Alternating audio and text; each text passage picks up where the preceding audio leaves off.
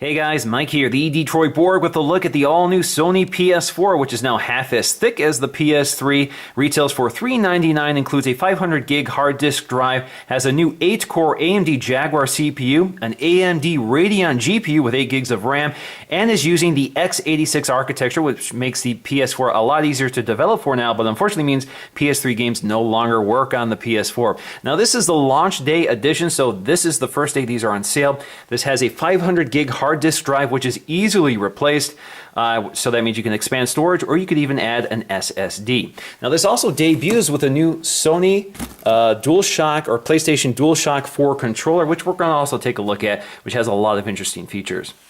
Alright, so let's go ahead and unbox this. I'm just going to cut the tape here. Alright, just going to pop this open, and here we go. Alright, so inside we have the new DualShock 4 controller. Just one of them in the launch day edition. We got to remove that plastic here. So we'll take a closer look at this and compare this to the older PS3 model. We also have, looks like, some of our literature. There we go. Welcome to the world of PlayStation. So again, just a quick start guide, shows you how to set this up, plug it in, and that sort of thing. And of course in different languages. Safety guide, of course that's not very interesting. Now inside here we should have our cables. So we have a microphone and a single headphone which plugs into the new PS4 controller. We also have our micro USB charging cable. We have our power cable, and we have our HDMI cable, which is very handy to have. Of course, I will be using that. Now the great thing here is that we do have integrated power supply, just like the PS3, so we don't have a power brick, we just have our cable. All right, so let's get to the PS4 itself, which is very lightweight, covered in plastic and styrofoam.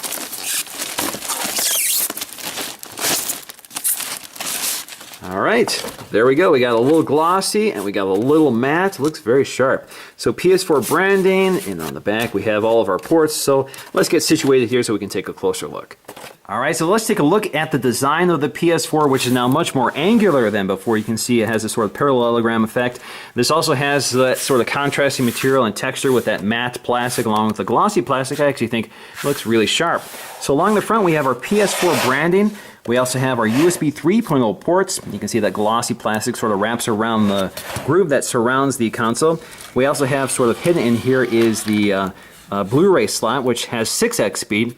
We also have these capacitive controls here, which are your power on and eject buttons. So if you look really closely, you'll see the icons here for eject and power on. Again, capacitive, they are not physical.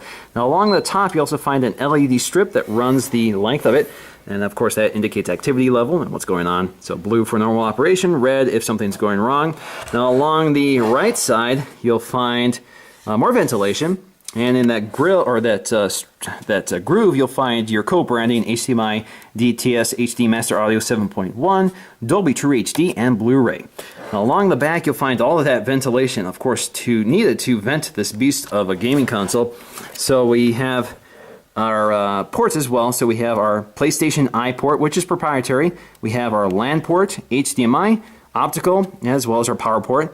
Now back here you'll find these stickers covering up the screws, which are needed to open up the console for modification. Now of course if you remove these, they do void your warranty. Now up top you also find your PS4 branding, and along the right side again you find more grills and more ventilation. And as you can see, if you look down this groove here, it looks like it bows out a bit to accommodate the internals of the PS4. And that is about it. So let's go ahead and take a look at the bottom. Now along the back you'll find your PS4 branding, Sony Computer Entertainment Incorporated, and back here you'll find your feet for this when it lays flat, but you can also prop this up along the side.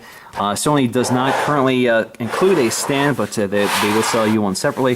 But if you want, you can just prop it up for now until you get that stand. Alright, so let's take a close look at the new DualShock 4 controller, which has been substantially redesigned from the DualShock 3 controller that came with the PS3.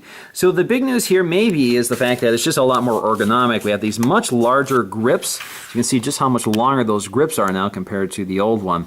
There also is a texture on the back which helps for gripability and feels more comfortable than the smoother plastic on the old one. You can also see that we have these new joysticks which now have a concaved design as opposed to the convex design here. We also have a new D-pad with these larger controls, and some say that these controls are a little more organic feeling than they were before. We also have these new buttons up here for share and option. We also have a built-in speaker, so this can play back audio from the game right on your controller. Alternatively, you can also connect a headset right here. So the headset also supports the microphone. So for example, if you have your Apple EarPods, you could listen to your game as well as use the microphone input through that single headset. You also have the auxiliary port here, which is available for future expansion. Now we also have our standard Sony controls here, and if you look here, pretty much the same. Doesn't look like there's a big change here. Same size.